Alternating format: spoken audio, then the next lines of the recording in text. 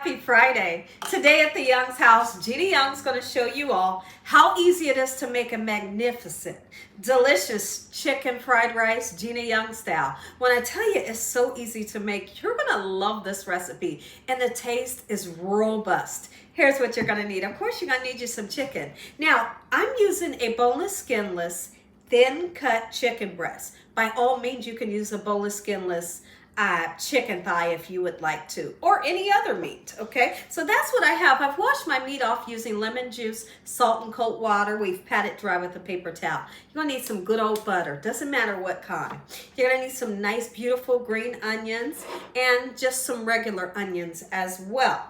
You're going to need some peas and carrots, and I never would suggest that you're going to use the peas and carrots that come out of the can because they're too mushy. You have to use fresh.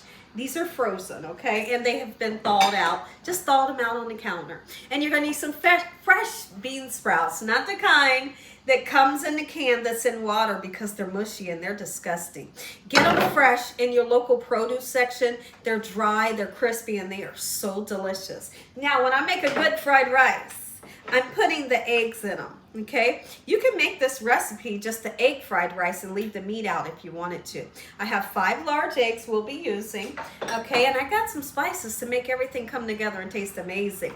So I do have some cornstarch, and I know everybody's like, what's she got the cornstarch for? Well, we're going to do a technique called velvet this meat. We're going to make this meat nice and tender, and you're going to need some cornstarch to do that. We're going to be using some soy sauce, oyster sauce, and fish sauce. And then I have some sugar. It's never enough sugar to make it sweet. It just really gives it a great taste, okay? I have some garlic powder and some chicken bouillon powder. Make sure your hands are clean. Chicken fried rice is on the menu. So the first thing we're gonna do is we're gonna take this beautiful thin cut chicken breast, this boneless, skinless. We're gonna slice it. You can slice it, dice it, however you want. But what we are gonna do is we're gonna tenderize this meat. Have you ever been out to an Asian restaurant and you wondered why is the meat so tender? Well, they do something called velvet the meat, and that's what I'm gonna show you today. And for us to make this chicken breast nice and tender, it's gonna require us to use some cornstarch, some soy sauce for flavor, and some sugar.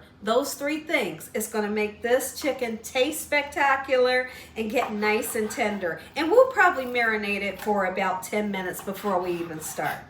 I'll tell you about the most important ingredient you're going to need. You're going to need some rice. And listen to me, it's super important that your rice is cold, or it was made several hours ago and it has no heat to it. You don't want to use hot rice. You don't want to use just cooked rice, warm rice. I like to make my rice like the day before, and then you know it's going to turn out to perfection. Because if you use hot, warm rice or rice that you have just cooked, it's going to turn out mushy. And I like my rice to be what's the word that I'm looking for? Separate. I don't want mushy rice, and that's how you achieve it. So if you take a look at this rice, it was previously made and it's nice and cold. Let's go ahead and velvet the meat to give it some great taste. Not a lot of sugar, but get some on there. Okay, beautiful. The soy sauce is going to serve as our seasoning for the chicken. And then I'm just going to put a teaspoon of cornstarch, mix it together, let it set for about, let's just say 10 minutes, and we'll begin to cook up our rice in this pan here.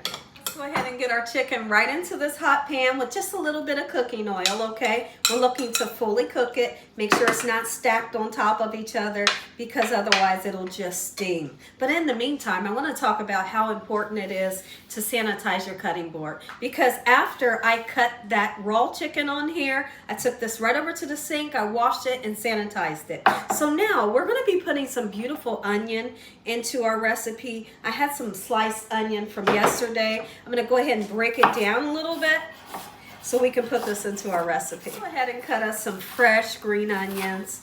It is for a garnish, so I kind of throw it in at the last minute, but you're also going to put some, into the recipe and mix it in for great taste, okay? So I'm just going to cut a little bit because I have some on this plate from yesterday. Take a look at this meat. It's gorgeous. I've already tasted 2 pieces and it tastes good. It's fully cooked. Let's go ahead and get it out of the pan, okay? And then we're going to get started on our eggs, our vegetables, our onions.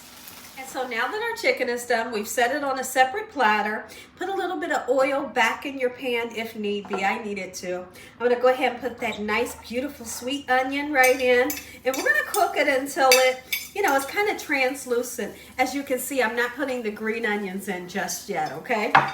And then we're going to put our peas and carrots in that we've thawed out. If there was any liquid on these frozen peas and carrots after you thawed them, get rid of it, because we don't want any extra liquid that could potentially make your rice mushy. So I'm going to get those in, and we're going to cook these up kind of like on a high heat.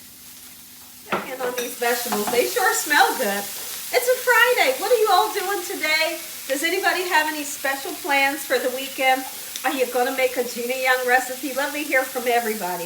I'm excited for Fridays. Even though I'm not like out in the work field, I do still look forward to the weekends, because we do kind of switch some things around a little bit.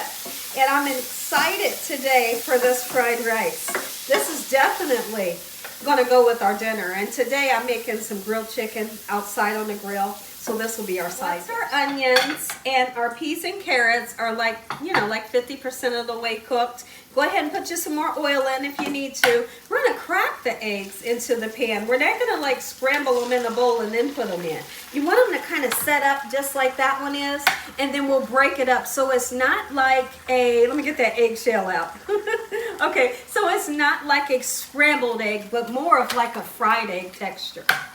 Woo! Those eggs are playing games with me. It was trying to give me the blues, but it didn't succeed. Okay, so now once they've set up in such a manner where they kind of look fried, go ahead and start moving them around within those beautiful vegetables, just like so. How simple is this, right? Oh yeah. Absolutely love making fried rice. It's so much fun. Here's the thing, because once you kind of get the technique down and you know that your fried rice tastes good, that's what's fun about making it. Yes, it is.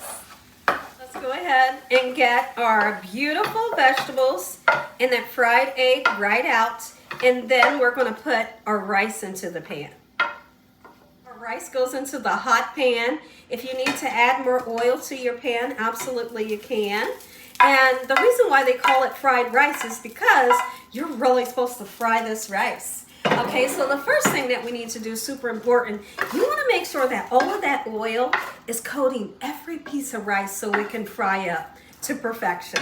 Okay, so I'm just making sure every piece of rice is moving around in that little tiny bit of oil that we have there. Lovely. Once your rice has begun to literally, you'll see little pieces of rice popping up out the pan. You will. If you look close enough, it'll definitely happen. That always lets me know. Let's go ahead and move forward with the rice. So now we're going to reincorporate our meat. If you're not using meat, you could just make this the egg fried rice, leave the meat out, and it's so delicious anyways, right? Yes, it is. Now let's reincorporate our vegetables and our eggs. And this makes a whole lot of rice. Definitely it does. Okay, let's mix everything. I know. Let me show you something that Hibachi does that I have totally stolen their technique, and I swear by it, and you will too. I got 2 tablespoons of butter, right? And then I'm going to put some garlic powder, a nice amount, yeah, because I want some garlic butter, okay? And right when this recipe is almost done, they fold in garlic butter right into your dish, and it makes the rice taste so good. Okay, so we'll just set this aside for now. But until then, we're going to season. And yes, we're going to put some sugar in. This will not make it sweet. You're just going to have to trust me on that, okay? All the savory notes that we're putting in here is going to balance things out. Trust me on that one. And then we're going to put 2 pinches of chicken bouillon powder. That's when great flavor comes in, okay? Not too much because it can be salty. Okay, let's move this around, and now we're going to go ahead right now and add what's going to make this rice turn the color that you want. This is oyster sauce. No, it doesn't taste like oysters. It's absolutely amazing. It's thick, it's rich. That's what's in your fried rice when you order fried rice. And also, so is this fish sauce, and no, it's not fishy either. You don't have to worry about that. It gives the umami taste. Make them say umami. All right, we're going to go in with some soy sauce. Make sure when you're putting those 3 sauces in that you're not using too much, but watch the color that it turns the rice. Oh, yeah. Oh, it's so simple. The rice is almost done. The whole house smells amazing right now. Go ahead and put that garlic infused butter right in on top. And now's the perfect time to put those green onions in. It's a garnish, but it makes it taste good. Just like so. And if you're like me and you love bean sprouts, fresh bean sprouts, never the kind that comes in a can. They have to come fresh in your produce bag, nice and dry. You throw them in right when you turn the stove off. Oh, lovely. Go ahead. We're going to put those bean sprouts in just like this. Some of you may call them mung beans. You can call them whichever you'd like. All right. I'm going to place this on a platter and lunch is served. Oh, look at this. Yeah. I know. And how easy was it? If you enjoyed this video, give me a thumbs up. If you ain't subscribed, what you're waiting on, tell everybody you know what Gina's doing. And Heavenly Father, we thank you for this beautiful meal, your hedge of protection, your love, and your mercy. Amen. It's ready to taste. You are. I know. We all love fried rice, but it's all about the technique and how it's made. Let's taste it. Oh, are you kidding me? Oh yeah.